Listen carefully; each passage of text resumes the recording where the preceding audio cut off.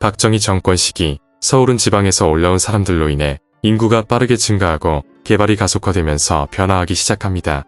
박정희 대통령이 권력을 잡은 1961년 당시 서울의 인구는 250만 명이었으나 박정희 대통령이 서거한 1979년 서울의 인구는 800만 명을 기록합니다. 그러나 서울은 도시화가 급속히 진행되면서 주택 문제와 교통 문제 등 각종 부작용이 발생하고 있었습니다. 주택과 식수 등 생활 기반은 턱없이 부족하였고 도로 위로는 자동차와 전차, 그리고 사람들이 서로 얽혀 있었습니다. 소설가 이호철이 연재소설 서울은 만원이다를 동아일보에 연재한 것도 바로 이때입니다. 이처럼 당시 서울은 인구 집중에 따른 각종 문제가 사회적 이슈로 떠오르기 시작했죠. 그리고 이러한 문제를 해결하는 것은 대통령의 명을 받은 서울시장의 몫이었습니다.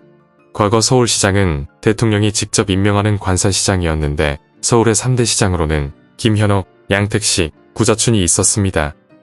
그중 군인 출신으로 불도저라는 별명을 가진 시장이 있었습니다. 그는 김현옥 서울시장으로 돌격이라고 쓰인 헬멧을 쓰고 건설 현장을 누볐습니다.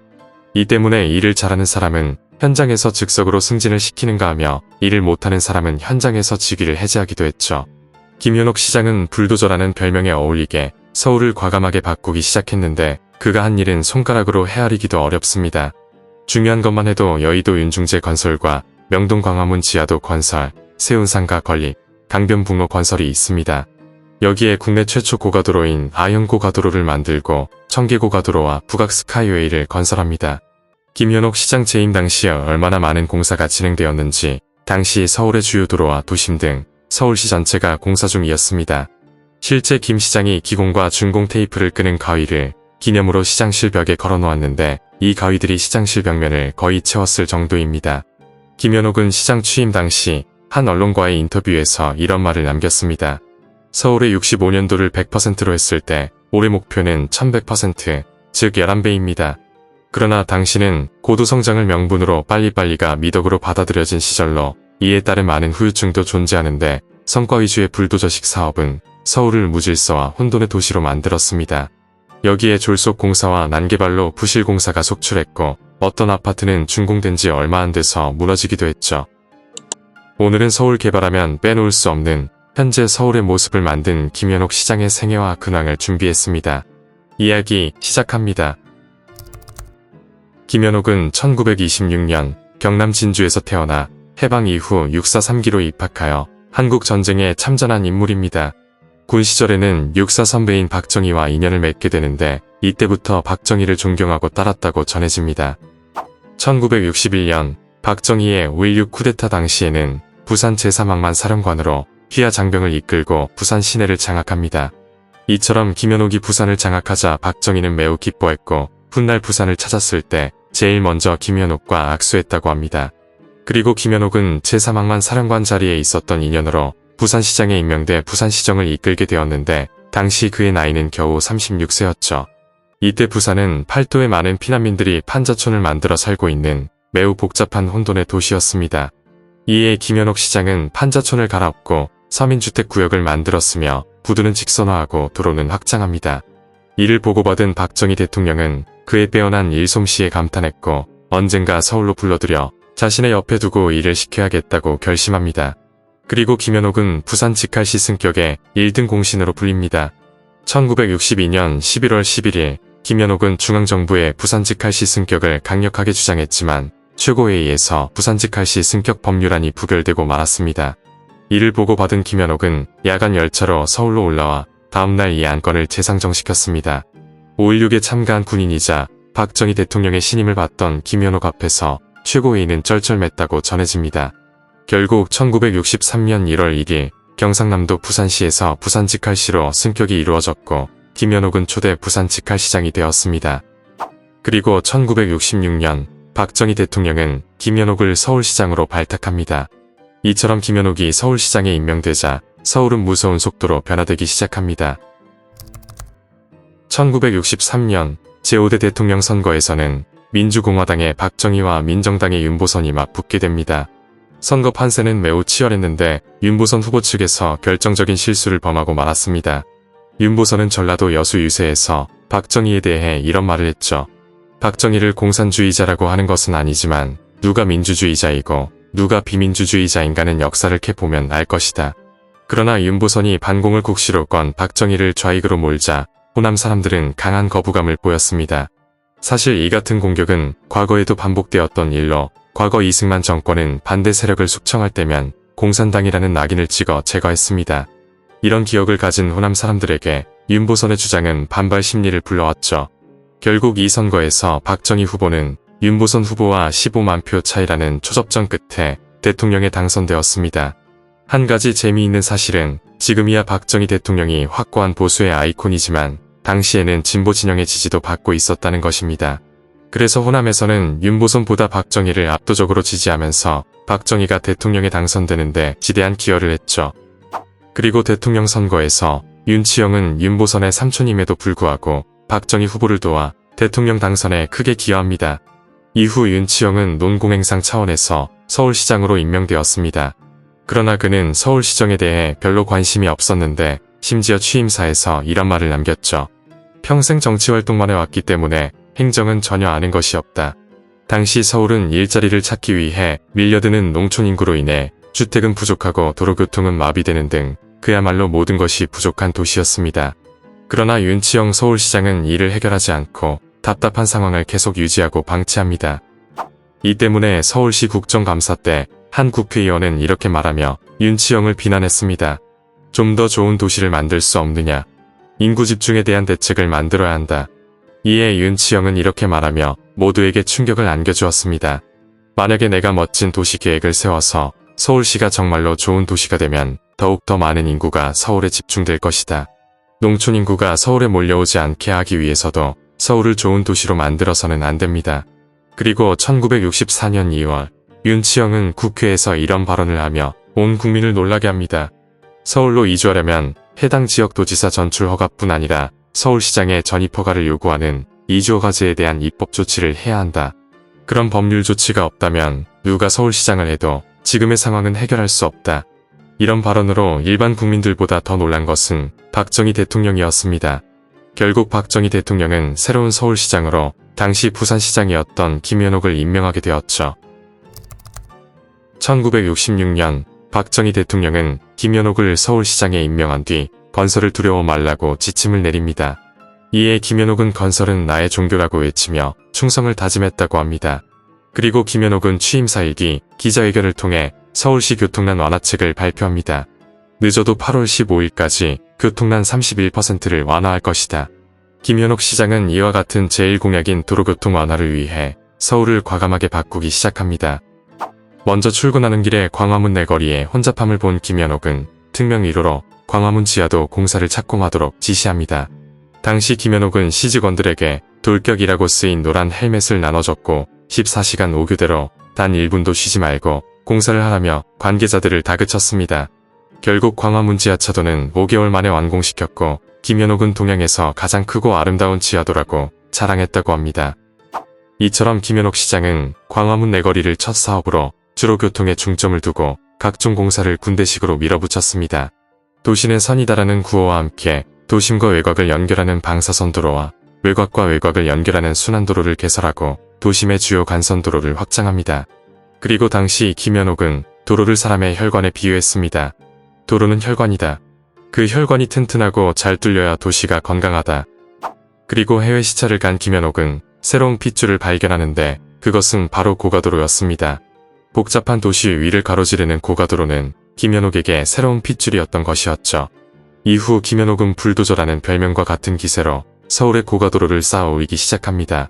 나현동부터 홍제동까지 무려 20개에 가까운 고가도로가 만들어졌는데 이때만 해도 고가도로는 첨단 기술과 희망의 상징으로 많은 국민들이 이를 자랑스러워했다고 전해집니다. 지금은 철거된 청계 고가도로와 사람길로 다시 태어난 서울역 고가도로도 김현옥 시장 시절에 완공되었죠. 특히 서울역 고가는 서울의 생활권이 팽창하는 상황에서 서남부 지역에서 한강을 넘어와 서울역 도심에 단번에 진입할 수 있는 길이었죠. 그리고 여러 터널이 지어졌는데 서울에서 가장 오랜 역사를 지닌 도로 터널인 사직터널이 건설됩니다. 지금이야 수백 미터 구간의 터널 개통은 흔한 일이지만 과거만 해도 엄청난 공사였기 때문에 사직터널 개통식은 김현옥 시장이 참석하는 등 성대하게 진행됩니다. 이러한 사직터널은 전차가 역사 속으로 사라지기도 전인 1967년 개통해 현재까지도 많은 사람들이 이용하고 있죠. 사직터널의 성공적인 개통에 이어 서울 곳곳에는 여러 터널이 지어졌는데 도심지를 연결하는 남산 1호와 2호 터널도 1970년 완공되었죠. 여기에 김현옥 시장은 취임 첫 해에만 총 16개의 육교를 건설합니다. 신세계백화점 앞과 대한극장 앞, 그리고 이대 입구 등 엄청난 수의 육교를 동시에 착공합니다. 그리고 이처럼 본격적으로 육교를 건설하던 당시 우리나라에서는 미니스커트가 유행하고 있었습니다. 이에 미니스커트를 즐겨 입던 여성들은 육교를 상당히 불편해했다고 합니다. 특히 이대 입구에 육교가 설치되면서 일부 이대생들은 육교 사용 보이콧 결정을 내리는 웃지 못할 일도 일어나기도 했죠. 그리고 이처럼 육교의 무더기 착공에 한 야당 의원은 이런 말을 남겼습니다. 서울특별시가 아니라 서울 육교시이다. 이처럼 김현옥 시장은 지금 서울의 모습을 만들었는데 김 시장 재임 시기 도로 710km가 신설되고 50km가 확장되었죠. 그러나 도시 전체가 공사 중이라고 불릴 정도로 서울을 그야말로 난도질하면서 이에 대한 비난도 많았습니다. 당시 경향신문에는 다음과 같은 독자항의 편지도 왔습니다. 의욕 있는 시장이 취임한 후 세종로와 미도파 앞에서 지하도 공사가 벌어진 것은 교통난의 완화를 위해 잘하는 일이다. 그러나 과잉의욕 탓인지 이런 공사들이 한꺼번에 그것도 가장 번잡한 두 곳에서 착공해야 하는지 이유를 모르겠다. 1968년 1월 21일 북한의 특수부대원이 박정희 대통령을 암살하기 위해 침투한 이른바 2.21 사태가 벌어집니다. 이 사건으로 우리 사회 전반은 큰 변화를 겪게 되는데 주민등록번호가 만들어졌고 예비군도 창설되었죠. 국내에서 처음으로 1000만 관객 동원에 성공한 영화 실미도의 소재가 된 북파 공작 부대인 686 부대도 이를 계기로 만들어졌습니다.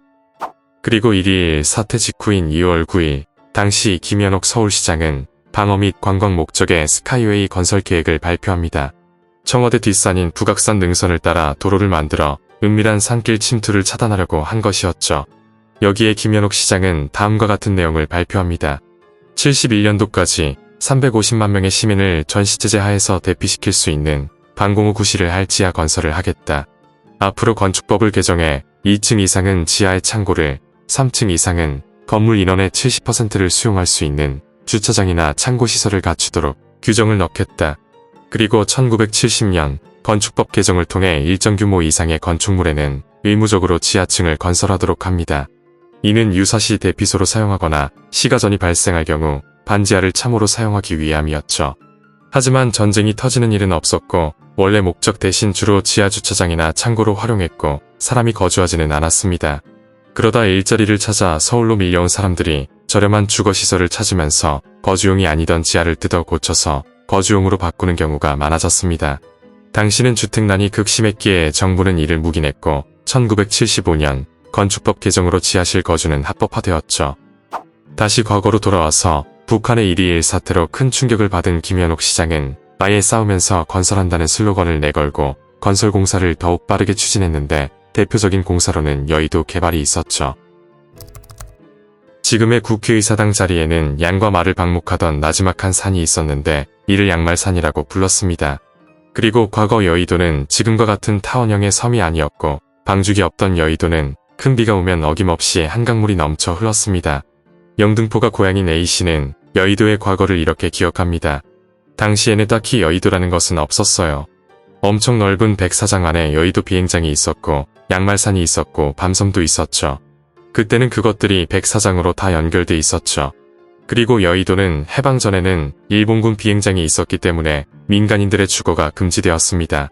이러한 여의도 비행장은 1960년 김포공항이 개항하기 전까지 국제공항 역할을 했는데 외국으로 유학을 떠나는 유학생들은 이곳에서 비행기 트랩을 밟았었죠. 이후 여의도 공항 부지를 일부 활용하여 만든 것이 여의도 광장과 여의대로입니다. 다시 과거로 돌아가서 해방 직후 미 군정은 양발산 근처에 주택을 지어 만주와 일본에서 귀국한 사람들을 살게 해주었습니다. 여의도 1세대 주민 가운데 일부는 땅콩과 옥수수 농사를 지었고 대다수의 사람들은 영등포 쪽으로 막노동을 나갔습니다. 1946년부터 여의도에서 살았다는 A씨는 당시를 이렇게 회상합니다. 넉넉하지는 않았지만 사방에 밭이 많아서 땅콩과 옥수수 농사를 많이 지었고 먹는데 구애받지 않았습니다. 밤섬과 서강 사이를 흐르던 한강가에서는 소쿠리로 제첩과 조개를 잡아 끓여 먹기도 했죠. 그러나 1세대 주민들의 여의도 생활은 20년 정도밖에 가지 못했는데 1967년 김현옥 서울시장이 한강 개발에 시동을 걸었기 때문입니다. 당시만 해도 매해 여름 비가 많이 올 때면 한강과 각 지류의 유역에는 강물의 범람이 빈번했고 근처 주민들은 막대한 피해를 입곤 했습니다. 따라서 1967년 한강 개발의 첫 사업은 여의도 윤중제 공사로 홍수를 막을 제방을 쌓고 그것을 따라서 제방도로를 만드는 것에 중점을 두었습니다. 당시 김 시장은 일어나면 바로 여의도 건설 현장으로 나갈 정도로 그야말로 여의도에 미쳐 있었다고 합니다. 여의도 출타가 너무 많다 보니 여의도에 아예 이동식 시장실을 차렸었죠. 그를 가까이서 지켜본 손정목 서울시립대 명예교수는 당시를 이렇게 회고합니다. 무당은 구판을 벌이면 완전히 초인간적인 동작을 개시한다. 윤중제 공사 기간 김현옥 시장이 바로 그런 상태였다. 신이 들었으니 아프지도 쓰러지지도 않았다. 결국 111만의 높이 15m의 제방을 쌓으면서 물이 범람하지 않는 여의도를 만드는 데 성공합니다. 이것이 오늘날 매년 봄철 벚꽃 축제 명소로 알려진 여의도 윤중로입니다. 1968년 6월 1일에 열린 준공식엔 박정희 대통령이 참석했고 대통령은 승용차를 타고 윤중제 도로를 달리면서 김현옥의 성과를 칭찬했다고 전해집니다. 그러나 김현옥의 여의도 계획은 끝까지 가지 못했는데 1970년 아파트 붕괴 사고가 발생하면서 서울시장직에서 내려왔기 때문이었죠. 한편 김현옥 시장이 내려온 뒤에도 여의도 개발은 지속됩니다. 양말산 일대에는 국회가 자리 잡았고 비행장과 땅콩밭에는 방송사와 증권거래소, 63빌딩 등이 들어섭니다. 이처럼 여의도가 개발됨에 따라 하루 활동 인구는 무려 50만 명에 이르는 제2의 도심이 되었죠. 블랙핑크의 멤버 로제가 미국 팝스타 브루노 마스와 함께 부른 아파트는 세계적인 인기를 끄는데 성공했습니다. 이와 함께 1982년에 발표된 가수 윤수일의 아파트도 덩달아 재조명되고 있죠. 우리나라에서 정의하는 아파트란 5층 이상의 건물을 층마다 여러 집으로 일정하게 구획하여 각각의 독립된 가구가 생활할 수 있도록 만든 주거 형태라고 말하고 있습니다. 우리나라 최초의 아파트는 논란이 많지만 1937년도에 지어진 충정 아파트를 최초로 보는 이들이 많습니다. 이 아파트는 대한민국 근현대사와 함께 6.25 전쟁 때에는 북한군이 인민재판소 건물로 썼고 서울이 수복된 이후엔 유엔군 숙소로 쓰였습니다. 이후 1960년대부터 본격적인 아파트 건설이 시작되었는데 1964년에는 최초의 대단위 단지 아파트인 마포 아파트가 건설됩니다. 그리고 1968년 김현옥 서울시장의 주도로 세운상가가 지어집니다. 세운상가는 국내 최초의 주상복합 아파트로 김 시장이 세계의 기운이 이곳으로 모이라는 뜻에서 세운이라고 지었다고 합니다. 당시만 해도 세운은 최고의 시설을 자랑하는 주상복합 단지로 4층까지는 상가, 5층부터는 오피스와 아파트 등이 있는 근대화의 상징물이었죠. 여기에 부자들이 상가 아파트에 앞다퉈 입주했고 유명 인사들 또한 이곳에 많이 거주하는 등 많은 인기를 구가합니다. 그러다 보니 세운 상가의 임대료는 치솟았고 아파트는 높은 프리미엄으로 거래되었습니다. 그리고 훗날 세운 상가는 전자와 컴퓨터 산업의 메카로 전자기기와 컴퓨터를 찾는 사람들로 늘 북적였습니다. 이때 세운 상가는 미사일과 잠수함도 만들 수 있다는 얘기가 돌 정도로 못 만드는 제품이 없었죠. 컴퓨터 산업도 세운 상가에서 일어났는데 TG3복 컴퓨터와 한글과 컴퓨터, 코맥스도 시작은 세운 상가였죠. 그리고 학생들도 세운 상가를 자주 찾았는데 컴퓨터와 게임뿐 아니라 그 나이 때 볼 수 없는 것들을 구입하기도 했죠. 그래서 그 시절의 추억을 기억하는 세대를 세운 상가 키드라고 부르기도 합니다. 다시 60년대 서울로 돌아와서 이때 서울은 판잣집 등 무질서한 무허가 건물로 골머리를 앓고 있었습니다. 서울시가 조사해보니 무허가 건물은 13만 동이었는데 도시개발을 위해서는 이를 반드시 해결해야만 했습니다. 당시 김현옥 시장은 이 무허가 건물 중 5만 동가량은 개량해 양성화해주고 나머지 9만 동은 시민아파트를 지어 입주시키거나 광주 대단지로 이주시킨다는 계획을 세웁니다.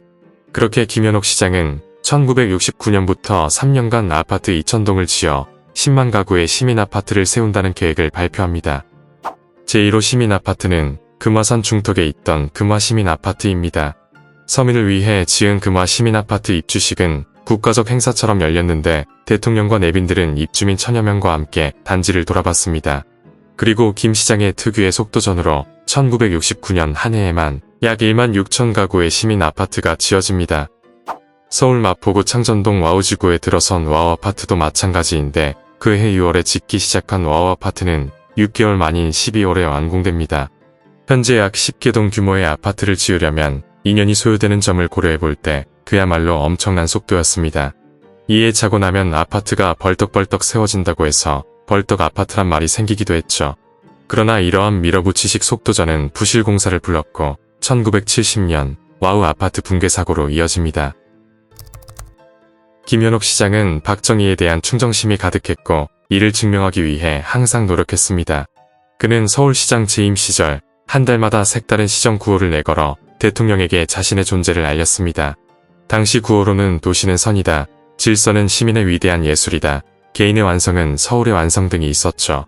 그러나 성과 위주의 무질서한 도시 개발은 너무 큰 후유증을 남겼습니다. 김현옥의 첫 사업이었던 광화문 지하차도는 완공 6일 만에 금이 간 천정에서 물이 쏟아져 지나던 행인을 덮치고 바닥이 가라앉는 등 부실 공사가 드러납니다. 남산 1호와 2호 터널은 완공된 뒤 터널에 물이 새는 사고도 빈번했고 5년 뒤 남산 1호 터널은 천장이 무너질 수 있다는 진단도 받았습니다. 결국 서울시는 막대한 세금을 써가며 보수공사에 들어갈 수밖에 없었죠. 서울역 고가도 마찬가지로 붕괴 위험이 감지되었으며 매년 수억 원의 세금을 써가며 이를 보수하기 시작합니다.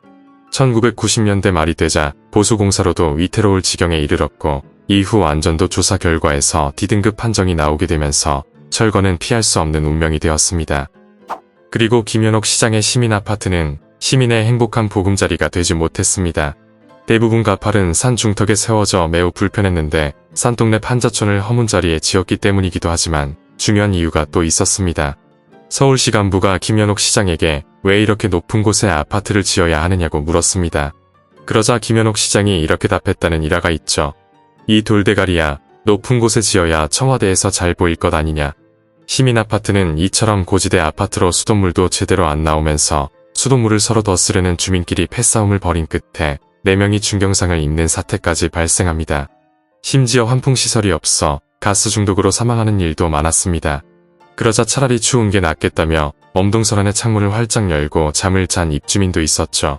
위에서 언급한 문제들은 정부가 그렇게 자랑했던 1호 시민아파트인 금화 시민아파트에서 벌어졌던 일이며 다른 시민아파트들도 가진 문제였습니다. 그리고 김현옥 시장은 대통령의 신뢰를 얻기 위해 국가기념일에 수십 건의 공사를 시작했고 다른 국가기념일에 공사를 끝내는 등 공기가 무척이나 짧았습니다. 시민아파트는 착공에서 준공까지 짧으면 4개월, 늦으면 6개월이면 끝났습니다. 그리고 이처럼 빨리 지을 수 있었던 것은 설계부터 시공까지 부실과 부패가 만든 결과물이었습니다. 당시 경험 없는 업체는 계약을 따내 수수료만 챙겼고 시공은 무허가 업체에 맡기는 과정에서 시공비를 빼돌렸으며 결국 부족한 공사비는 부실 시공을 낳게 됩니다. 와우 아파트의 경우 기둥 하나에 70개씩 들어가야 할 철근은 5개만 쓰였고 콘크리트 배합에는 시멘트보다 모래를 주로 썼다고 전해집니다. 같은 시기 지어진 동부이 촌동의 공사비가 평당 최저 4만원, 고급 아파트일 경우 8만원 정도였지만 와우 아파트의 경우 평당 1만 8천원에 불과했습니다. 여기에 하청 커미션과 준공을 받기 위한 뇌물 등을 제하면 평당 건축비는 1만 1,700원이었다고 합니다. 결국 준공 석 달이 조금 지난 1970년 4월 8일 오전 6시 반쯤 와우 아파트 가운데 일개동이 주저앉고 말았습니다. 사고 시간은 새벽으로 모두 가정에 머물 시간이라 엄청난 희생을 가져오게 됩니다. 이로 인해 먼저 입주한 주민 41명이 중경상을 입고 33명이 세상을 떠나게 됩니다. 더욱 안타까운 사실은 사고 발생 나흘 전 아파트 벽에 금이 갔다는 주민들의 신고가 있었지만 서울시는 아파트 안전을 장담했다고 합니다. 조정래의 소설 한강은 당시 와우 아파트 사건을 이렇게 설명했습니다. 아파트는 하필이면 아침 6시 30분에 무너졌다. 그 시각은 주민들 거의가 막잠에서 깨어나거나 아침 식사를 하고 있을 때였다. 두어 시간만 늦게 무너졌더라도 어른들이 일 나가고 아이들이 학교를 갔을 테니 인명피해는 훨씬 줄었을 것이다. 결국 1970년 김현옥은 와우 아파트 사고로 시장직에서 물러나게 됩니다. 김현옥은 서울시장에서 물러났지만 권력에서 멀어질 생각은 전혀 없었습니다. 서울시장 사임 후인 1971년 제8대 국회의원 선거에서 마포구 선거구에 출마하며 국회의원을 꿈꾸었습니다. 그러나 신민당 노승환 후보에 밀려 낙선하고 말았습니다. 하지만 박정희 대통령의 신뢰는 여전했기에 1971년 내무부 장관으로 복귀하게 됩니다.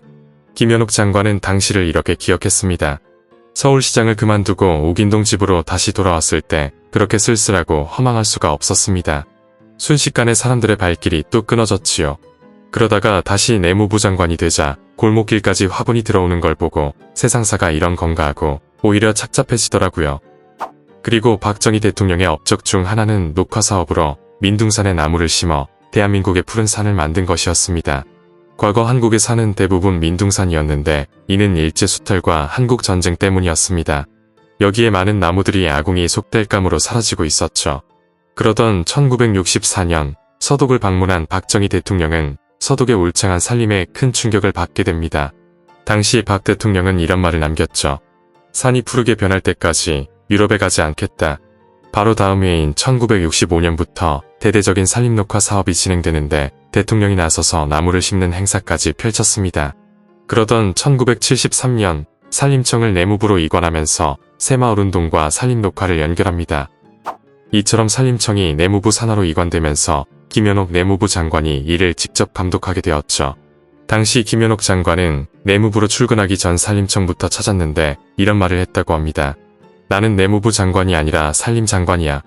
정성모가 내무부 장관이야. 애국가를 부르며 산으로 가자. 그리고 산림청을 맡아 녹화 사업을 앞에서 진두지휘한 인물은 당시 경기도지사였던 손수익이었죠. 손수익 본인 회고록에 따르면 뜬금없이 산림청장을 맡아 좌천된 것이 아닌가 실망했다고 합니다. 그러나 이후 산림청이 내무부로 이관되고 대통령이 김현옥 장관에게 직접 감독하라고 지시하는 것을 보고 그 중요성을 깨달았다고 합니다. 그리고 김현옥 시장은 내무부 장관 시절에도 한성격했는데 이와 관련된 일화가 있습니다. 김현옥 장관은 새마을 담당관 고건의 국토조립 녹화 계획안을 보고받게 됩니다. 김현옥 장관은 바로 청와대에 보고하러 갔고 청와대에서는 장관회의에 참석해 국토조립 녹화 계획안을 보고하라고 지시합니다. 이처럼 청와대의 인정을 받은 김현옥 장관은 기분이 좋아졌고 고건을 포함해 고위직들을 불러 저녁 회식을 열었습니다. 이때 김현옥 장관은 즐겁게 술을 마시며 고건에게 이렇게 말했었죠. 해당 보고는 고건 담당관이 맡도록 해. 그러자 고건은 직속 상관인 지방국장 김수학이 보고하는 게 맞다고 사양합니다. 이후 김현옥이 계속 권유하는데도 불구하고 고건이 3번 사양하자 김현옥은 유리 재떨이를 집어던졌다고 합니다. 다행히 내일 보고를 해야 해서 얼굴 정면으로 맞추지는 않았다고 전해집니다. 그렇게 보고는 고건의 몫으로 돌아가게 되었죠. 한편 손수익 산림청장은 강력한 리더십으로 국토녹화를 이끌었는데 헬기를 탑승했던 시간은 무려 500시간으로 늘 현장에 있었습니다. 결국 총 21억 4천만 그루의 나무를 심으며 계획 6년 만에 조기 달성하는 성과를 내었고 세계는 이를 기적이라 말하고 있습니다. 환경 분야의 세계적 저술가인 미국의 레스터 브라운은 자신의 책에서 이에 대해 이렇게 말합니다. 한국의 산림 녹화는 세계적 성공작이며 한국이 성공한 것처럼 우리도 지구를 다시 푸르게 만들 수 있다. 박정희 대통령의 결단이 큰 역할을 했다. 1980년 전두환의 신군부는 정권을 장악한 후 김현옥을 부정축제자로 몰면서 김현옥은 권력에서 멀어지게 됩니다. 그렇게 1981년부터는 경남 양산군에 있는 장안중학교 교장으로 부임한 뒤 교육자의 삶을 걷기 시작합니다. 장관을 지낸 사람이 시골의 중학교 교장이 되자 화제가 되었고 한 기자가 김현옥을 찾아가 인터뷰를 진행합니다. 당시 김현옥 장관은 이런 말을 했죠. 세상 사는 재미를 이제야 알 것 같네요. 생각해보면 신문 배달하며 공부하던 소년 시절의 꿈이 이 자리였거든요. 과거가 일장춘몽인데 무슨 미련이 있겠습니까? 이제 교육만큼 더 보람있는 일이 어디 있습니까? 과거는 내가 잘나서보다는 운이 좋았다고 생각합니다. 이제 나는 여기서 떠나지 않을 생각입니다. 또한 1989년에는 중학교 바로 옆에 장안여자고등학교를 설립하고 초대 교장으로 취임하였죠. 그리고 다시 시간이 흐른 1995년 초대 부산직 칼시장이었던 김현옥은 30년을 뛰어넘어 다시 한번 부산시장 후보로 출마하게 됩니다. 느닷없다는 출마 지적에 대해서 김현옥은 이렇게 말했습니다. 부산에 대해 애정을 갖고 있었기 때문에 벌써 오래전에 출마를 결심했다. 당시 김현옥이 맞붙었던 인물은 문정수와 노무현 후보 등이 있었죠. 이때 광역단체장 출마자들이 대부분은 과거 밀어붙이기식 개발로 발생한 문제들을 해결하겠다고 말했는데 30 시절을 대표하는 불도저 시장 김현옥이 출마를 선언하자 논란이 되기도 합니다. 이에 대해 김현옥 전 장관은 이렇게 말했습니다. 먹고 살기에 급급했던 그때에는 그럴 수밖에 없었다. 과거를 교훈 삼아 순서를 매겨가며 차근차근 일할 준비가 돼 있다. 그러자 민주자유당에서는 민주자유당의 문정수 후보가 민주당의 노무현 후보와 어려운 싸움을 벌이는 마당에 여권의 표를 분산시킬 수 있는 김현옥 씨가 출마하자 이를 매우 언짢게 생각합니다. 더욱이 김현옥은 경남에서 15년간 교장 생활을 하면서 다져놓은 인간관계와 과거 여권의 인맥을 볼 때 결코 무시할 수 없는 존재였습니다. 그래서 민주자유당은 김현옥을 이렇게 비난합니다. 노인네가 뭘 하겠다고 그러는지 모르겠다. 시정을 다 망쳐놔 여당을 곤경에 빠뜨린 게 누구인지 모릅니까? 그러나 정치권에서는 지금 시대 정치인들이 오죽이나 못났으면 과거 인물이 다시 튀어나오느냐며 비아냥거리기도 했죠. 그렇게 부산광역시장 선거가 진행되었고 문정수가 부산광역시장에 당선됩니다. 이때 문정수 후보는 51%를, 노무현 후보는 38%를, 김현옥은 10%, 17만 표의 성적표를 받았었죠. 그리고 2년이 흐른 1997년, 김현옥은 향년 70세에 세상을 떠나게 됩니다. 김현옥의 서울 개발에 대한 평가는 찬사와 비난이 극명하게 엇갈립니다. 서울뿐 아니라 대한민국 전체를 바꾼 인물이라는 긍정적 평가가 있는 반면 역량이 부족한 인물이 대통령의 신뢰를 얻기 위해 너무 많은 것을 하려 했다는 부정적인 평가도 존재합니다. 이처럼 김현옥에게는 공도 있고 과도 있지만 역대 서울시장 가운데 가장 일을 많이 한 사람으로 꼽히고 있습니다.